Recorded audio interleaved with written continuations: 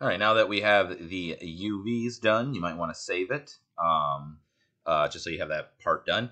And then what we're going to do is go to the texturing. So we're going to kind of do like we did before. We're going to go to the next little tab here. You can see there's a nice little kind of, way of working here. So we want to go to the texture paint.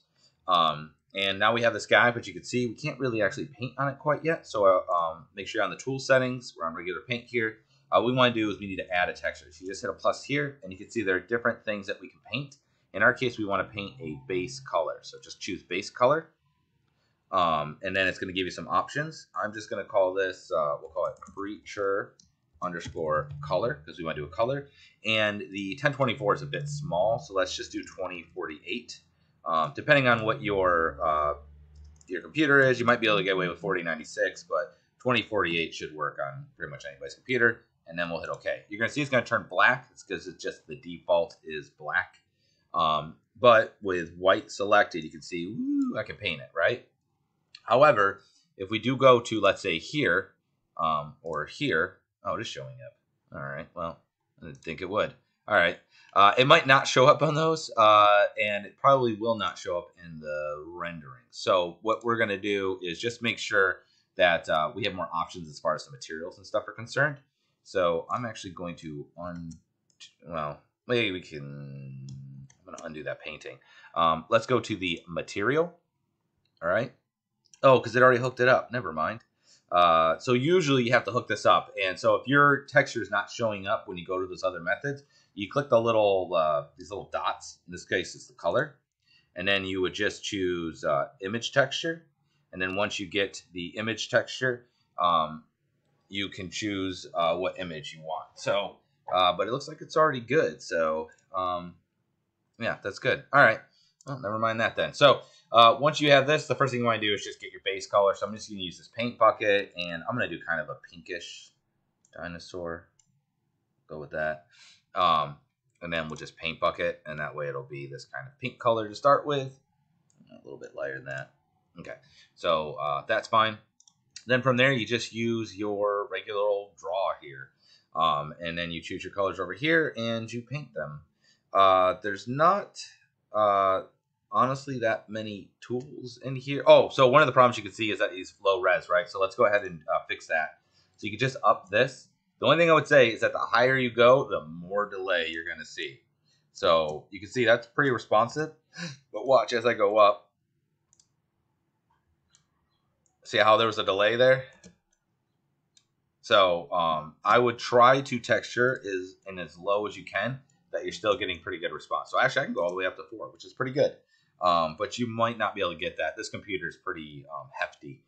So just, be prepared. So once you up that, you can go back into here and then start painting. Paint kind of in a layered approach. So, maybe I'll paint like his eyes. Take this brightness down. Paint in like here. Oh, so to change the brush is F is the size. And Shift F is the strength, just like it is for the other elements that you've been, used to. So we're just going to kind of go like this, bring this up a little bit. And then can I do brackets? Oh, you can also use the brackets to the P key. So I'm going to use this, and then I want to also hit, I'm going to Shift F to weaken this, because I kind of want to just do a real light. I'm going to add like a little bit of darkness here where his eyes are. Maybe around his nose, around his mouth here, right? So I'm just trying to like more or less shade that area around. It might be good to adjust the fall off here as well. So there's different ones that you can kind of play around with. And there's different brush settings down here. So there's like fall offs also down here. So feel free to adjust those as much as needed. So you might notice that sometimes like these strokes feel a little bit, like a little bit blotchy. What you can do is there is a soften. So let's just make that a little bit bigger, and that will actually soften the strokes. So if you look, you can see if I keep brushing this, it will eventually kind of soften it or like blur it in a way. See how that's a bit better? There's also smear. So that allows you to kind of smear it across. I kind of like that tool, but it's a little bit haphazard. There's also clone. So that one I think is neat. So let me show you how that works. Let's say I just paint some sort of pattern here. We'll go like that, and I'm just gonna make it smaller. So we'll just do like a smiley face. Oops, my strength is down. Shift F all the way up.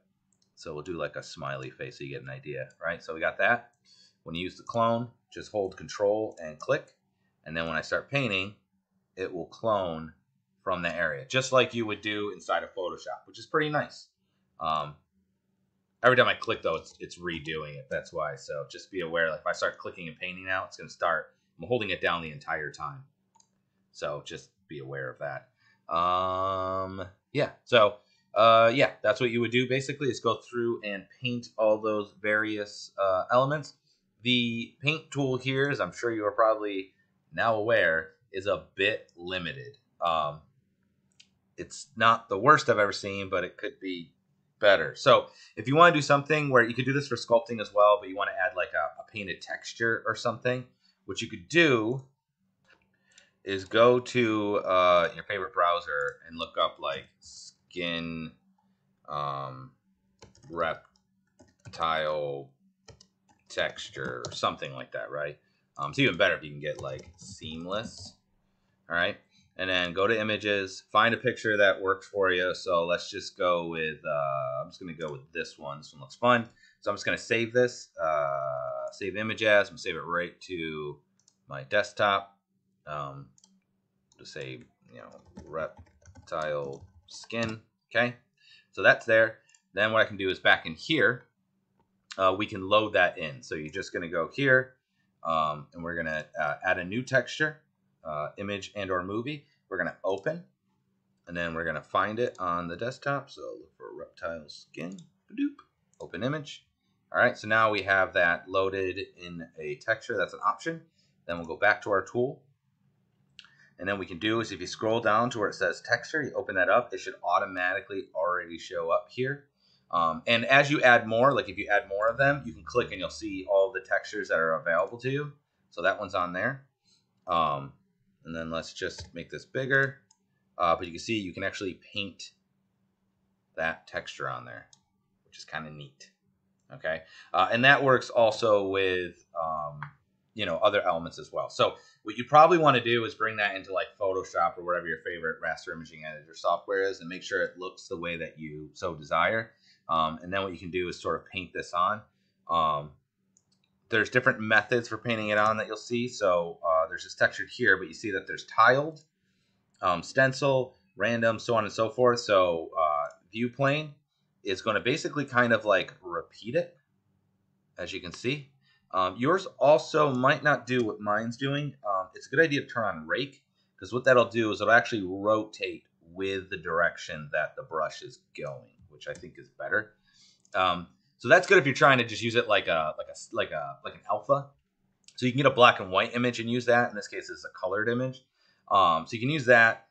Tiled, I really like, because what it does is it literally just kind of keeps the consistent pattern. And I can brush over the same area, but you see it'll just tile it one after the other. So that I think is awesome.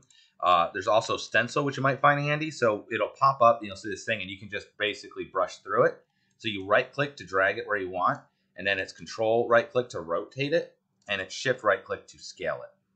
And so I can kind of scale it, brush through it like so, right? And then I'll just hold like this, and then I'll control, you know, and try to rotate it to try and match it a little bit, and brush it there. And you can kind of get the idea, right? Let's just back to tiled. And then you would end up with, you know, this textured thing going on there, right? So that looks pretty okay. There's lots of other tools.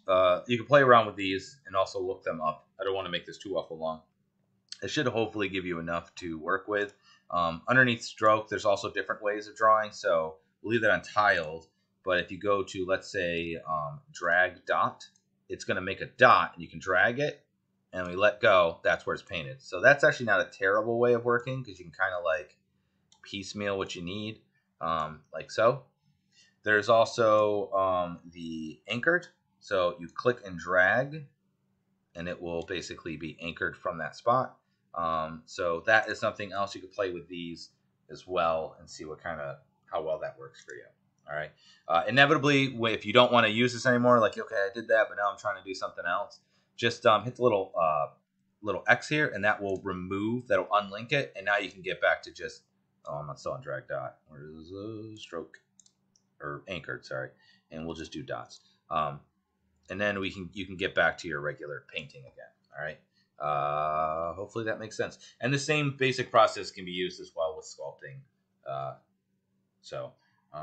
Yeah, good luck.